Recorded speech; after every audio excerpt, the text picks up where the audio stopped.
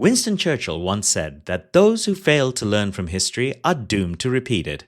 What would he say about those in the United States now trying to rehabilitate Hitler? Today, we listen to voices from 1945 and remember a man named Moishe.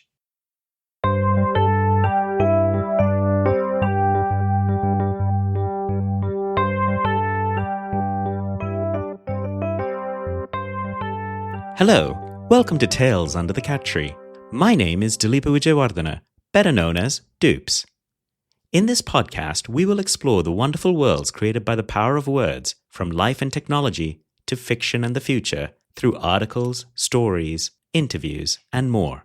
If you like this episode, please take the time to subscribe to this podcast, as I would like to get to know you better. You can visit me at tales.dupes.ca for more.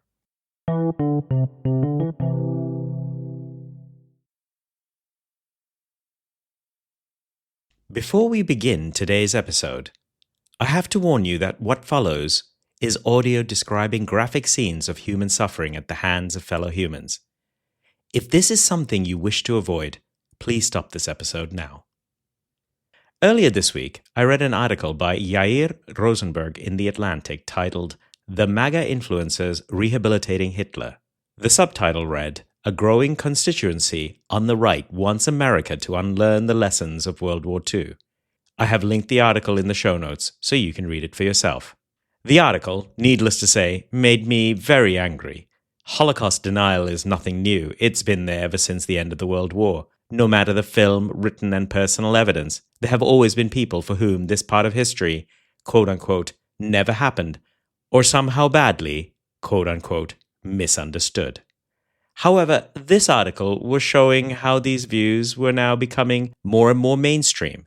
I certainly hope the numbers sharing these views will not grow, but in these partisan times, I worry greatly. This episode is about history, humanity, and how we can overcome hatred. I've broken this into 3 parts. For those that have only read about the atrocities at Nazi concentration camps, maybe seen fictionalized accounts, I will play you the audio portion of parts of the films that the United States Department of Defense made on freeing certain concentration camps. In the second part, I will read you an excerpt from a memoir by Moishe Kantorowicz. In the final part, I will discuss how Moishe Kantorowicz came into my life and why these lessons from history must be learned, no matter your creed, color, or place of origin. Again, I warn you, the following audio is gruesome. And if you wish to watch the video from which this comes from, it is linked in the show notes. But I warn you, it is truly horrific.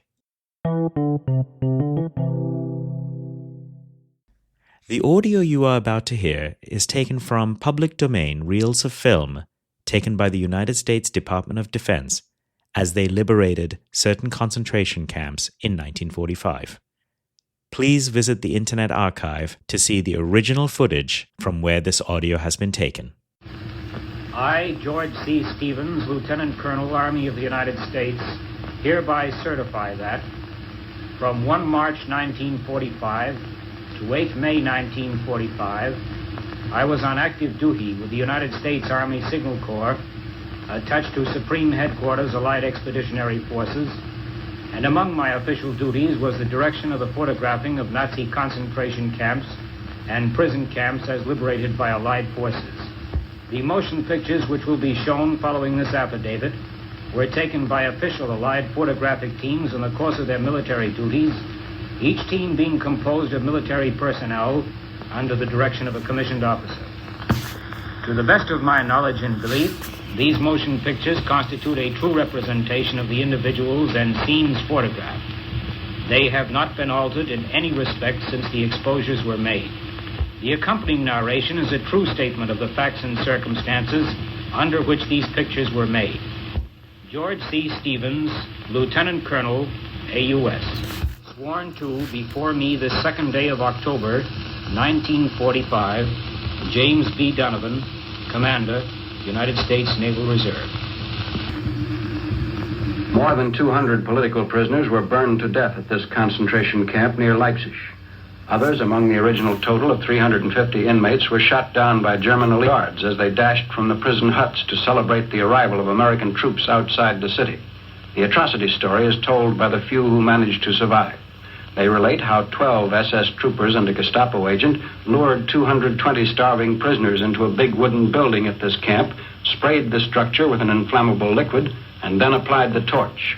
Machine guns set up at various vantage points mowed down many victims who ran from the burning building.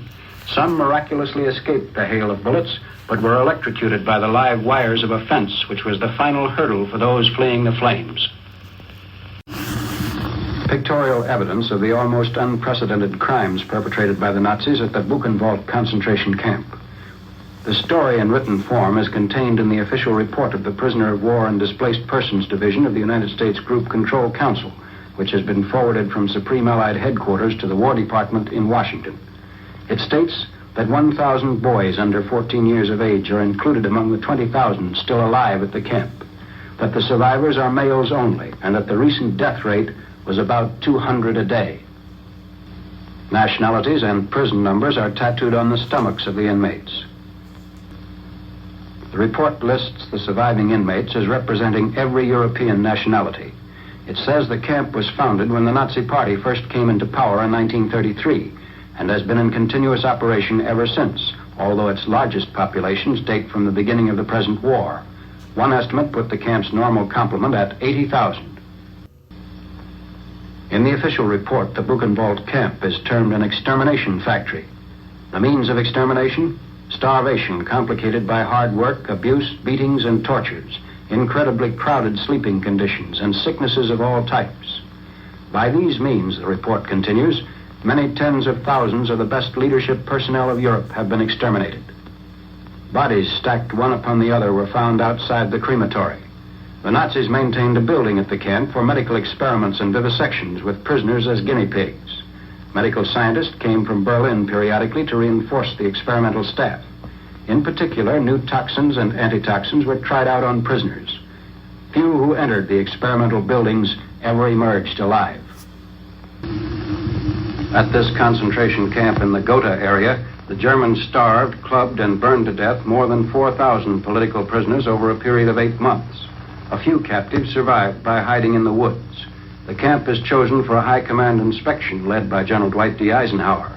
Also present are Generals Omar N. Bradley and George S. Patton. The 4th Armored Division of General Patton's 3rd Army liberated this camp early in April. The generals view. They see the woodshed where lime-covered bodies are stacked in layers and the stench is overpowering. Former inmates demonstrate how they were tortured by the Nazis. American congressmen invited to view the atrocities were told by General Eisenhower, "Nothing is covered up. We have nothing to conceal. The barbarous treatment these people received in the German concentration camps is almost unbelievable. I want you to see for yourselves and be the spokesman for the United States." As you just heard in that final excerpt, they brought with them members of Congress to ensure that the people of the United States would never doubt the veracity of what had happened in Nazi Germany. The following is an excerpt from the book Lament by Moishe Kantorowicz. You can purchase a copy from Second Story Press. The purchase link is in the show notes. I would like to thank the Azrieli Foundation Holocaust Survivor Memoirs Program and Second Story Press for providing me permission to use this excerpt on the podcast. Arrival in Auschwitz. Soon we found ourselves in front of one of the countless barracks. Its doors were like a gate and just as wide, open in both directions, as if eager to take us in. The barracks was about 10 meters wide and 40 meters long. There was no floor, so the ground served as one. In the middle, along the barrack's length, was a brick partition that looked like a horizontal chimney. I later found out that indeed it was meant to act as both a stove and a chimney, though it never worked. This chimney duct served as a partition in the barracks. Along one side of the partition were 2 rows of desks.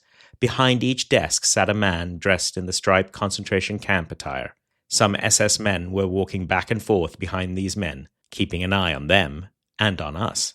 We were ordered to stand on the other side of the partition. There, for the first time, we came face to face with kapos. These kapos were Polish inmates, and their task was to supervise the other inmates, using SS methods. They hit us using clubs, shovels, pickaxes, or anything that was handy, and if nothing was available, They used their hands and feet to hit and kick. The SS men were there to make sure that the capos were doing their jobs satisfactorily. Someone announced that everyone whose family name began with the letter A should step over the partition and present themselves in front of a desk. The people behind the desks were asking questions and writing things down on forms. So it continued, letter after letter, until they got to the letter K. I stepped over the partition and positioned myself in front of a desk. Behind the desk sat a young Jewish man a couple years older than me. He did not look emaciated, but his face was pale, actually white. He picked up a form from a pile and looked up at me with visible compassion. He told me to empty my pockets. I had on me the dollars my Uncle Herschel had given me on the last Saturday before I went to hide, an hour or two before he and my entire family were taken away, plus the few marks from my father. As I reached into my pocket, I felt the few rubles I had taken from an empty Jewish home on Sunday morning, shortly before I got into the sled. I put it all on the table. An SS man saw the money and moved closer. The man behind the desk asked, "Is this all?" "This is all," I answered. While the SS man picked up the money and threw it into a nearby basket, the young man picked up a pen and asked me my name, age, vocation, and a couple more questions. Then he asked one question that stunned me. "What is the reason for your arrest?" It sounded to me so preposterous that I suspected some trap behind the question. It seemed to me that my interrogator deliberately let me think for a few seconds. Maybe he did that to emphasize the absurdity of the whole process. The form, the questions, and everything else. In a place like this, what purpose did all these questions serve? The young man looked around, and seeing the SS man walk away, he said to me quietly, "I know the answer, but I am ordered to ask regardless." He filled in the line on the form, asked me one or two more questions, put the form in another pile, then gave me a small piece of paper and said, "Step to the desk behind me and give him this scrap of paper." Behind that desk was another young Jewish man about the same age as the first, with the same white face of a dead man. He took the piece of paper from my hand and told me to roll my left sleeve up to the elbow. He dipped a needle in an inkwell and glanced at the piece of paper, made a tattoo on my forearm with the numbers 99347. In normal times, getting a tattoo with such a crude tool would be painful. But at that moment, I was not paying attention. It was only the next day that my forearm swelled, but then I was confronted with so many other problems that I could not even pay attention to it. As soon as I received my number, I joined the other prisoners. From that time on, I was only a number, and was always referred to as such by the Nazis and camp administration. I only met Moishe Kantorowicz once in my entire life, some 30 years ago. I have remembered his name ever since. This is not something I can say about most people that I have spent a couple of hours with. Moishe, I hope I can get away with referring to him by his first name, came to talk to the History Graduate Student Society at Memorial University of Newfoundland, of which I was one. He was, in my memory at least, a quiet man. He came in, sat at the head of the classroom. There were some 10 of us and a few professors. I can't remember when, but he rolled up his shirt, turned his arm, and showed us a tattoo of his number from Auschwitz. He talked about the forced march from what is now Belarus. He talked about what that felt like, how starved he was, and what it was like to lose all his family. Moishe was the first and only Holocaust survivor I have ever met in person. A decade later, I was coming down a long mountain hike in the Rockies with a dear friend, and we had incorrectly calculated the amount of water we needed. That interminable hike, scrambling up 1,000 meters, felt like the end of the world. In that moment, for some reason, Moishe's face and his story popped into my mind. I remember thinking, how can I possibly feel so terrible when what I was experiencing was not even an iota of what he experienced? The reality is, though, unlike people I have met in Europe, in Canada, and the United States, I do not have any family ties to this war. There are no strange Sri Lankan great-uncles who found themselves traversing the countryside of Europe in World War II. But it doesn't matter. It shouldn't matter. The lessons of the Holocaust and the German concentration camps are there, plain and simple. The hatred on display was staggering. Groups of people, most of all the Jewish people, were made out to be nothing more than animals to be experimented upon, and finally exterminated. Do not hate the German people. What happened, and this hatred is possible for anyone, anywhere, anywhen. Do not say it cannot happen to us. Instead, ask the question, when will it happen again?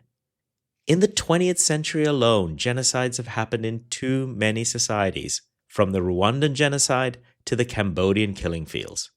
There are, of course, many theories on why we commit genocide as a species. The one I ascribe to starts and ends with the mushy stuff between our ears. Neuroscience tells us not only that our brains are incredibly malleable, but that we also basically function in an illusion of the world as we have created it. For example, you can actually manipulate the brain to think you have a third arm. If you are listening to this on your daily commute, I am sure that you cannot even imagine hurting one of your fellow passengers. Then again, that annoying mosquito, well, that's another story. Unfortunately, our brains can create models where you are part of an in-group and the others, well, they could just as well be one of those mosquitoes. The term is otherization. It's when we refer to those people. I have heard this term so often. A quite educated person used that expression to describe a homeless First Nations man in Edmonton, Canada. A Sinhalese I met used it to describe a Tamil person some decades ago in Sri Lanka. A Finn used that term in a professional setting when talking about African immigrants to Finland. Politicians the world over use it to refer to their opponents. Those people, the ones who are not like us, the ones that don't belong, the ones that ought not to be treated like you and me. Heck, I know, judging by at least one beer bottle thrown at me, I have been one of those people. There's not much distance from referring to those people to a place where you condone violence or aggressive action towards that same group. From there, it's not very far towards the extremes we have seen the world over. For the listener that says, you are crazy, that's fine. I just know that I'm no different than anyone else.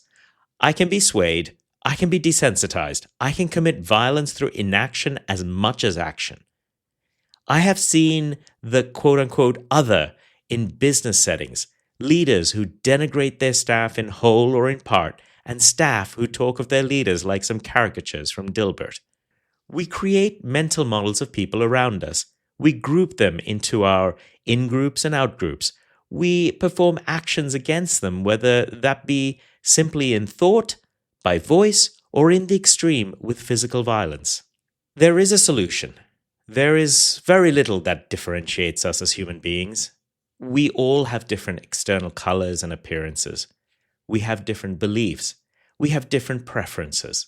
However, for the most part, the similarities outweigh the differences. When I show you a green leaf, you nod at our shared greenness. We laugh, we cry, we love in the same way.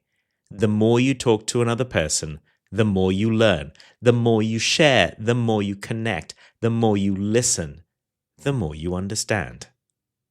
The solution, if I could make it happen, is for everyone to meet every other type of person. When you meet the homeless person and understand that he was like you until his divorce left him in a depression, where he lost his job and he couldn't afford medication. When you meet the gay man and you realize that you share a passion for the same movies. When you meet the immigrant and you realize that you both had mothers who loved gardening. The solution is the continuous updating of your mental models by meeting new people.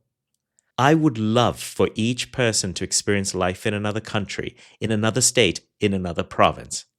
We can seek to bring those of different views together so they can have a sensible dialogue, maybe by starting with what makes us similar instead of what makes us different. We can try not to lump right-wing and left-wing people into groups and instead seek out people with different views. I don't believe people to change overnight, but I do believe the more you experience, the more you change your internal assumptions. This is when I remember Moishe, and not just him, but so many other people that I have met who have changed my internal assumptions and models. We must never forget history. We must never fail to pass on our history. We must always tell our stories. In those stories, we have the possibility to change one person, and just maybe, that one person is enough. I hope that when you hear someone saying, those people, you remember that some of those people never saw their parents again, because other people saw to it that those people were exterminated. Moishe Kantorowicz passed away in 2008. He received an honorary degree from Memorial University of Newfoundland for his work in Holocaust education. His book, published by Second Story Press, is called Lament. I never knew Moishe beyond that one single time that I met him. That one time, though, he told me a short story of his life, which I have remembered ever since, and I thank him for this kindness. The following is the biography of Moishe Kantorowicz as presented by the Montreal Holocaust Museum. Moishe Kantorowicz was born in 1923 in the Jewish village of Sheroshev in what is now Belarus. When the Germans occupied the town in June 1941, his family was forced to leave. They managed to sneak into the Przezheny ghetto and lived there for 2 years. In 1943, the ghetto was liquidated and Moishe and his family were deported to Auschwitz-Birkenau. He was separated and never saw his family again.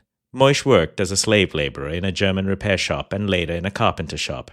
In January 1945, he was forced on a death march to the Mauthausen concentration camp and transported to a subcamp to work in an ammunition factory. The U.S. Army liberated the camp in May 1945. After the war, Moishe stayed in displaced persons camps in Austria and Italy. In 1948, he obtained a visa to immigrate to Canada as a farmer.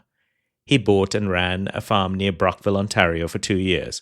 Moishe married in 1950. He and his wife moved to Montreal, opened a delicatessen in the Jewish Quarter, and had 3 children.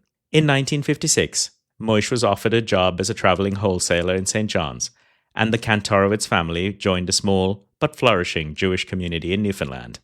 Moishe dedicated much of his life to Holocaust education and shared his story with students throughout Newfoundland for 40 years, one of whom was me. He was granted an honorary degree from Memorial University for his volunteer work in Holocaust education.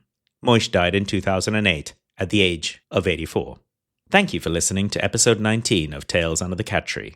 There are many links in the show notes for various places, museums, and archives that I encourage you to visit to learn more. If you believe that this podcast or the writing I feature deserves to be seen by others, please do share. It would mean a lot to me and to the many friends who help me listen to me and will come on the show in the future. Please support our efforts by subscribing. You can reach me through email contact@dups.ca, bluesky@dups.ca, or on my site and this post at tales.dups.ca. The intro music is composed by me. Remember to subscribe so I can get to know you better and learn from you. Give your pet a cuddle and your loved ones a hug till we meet again for some Tales Under the Cat Tree.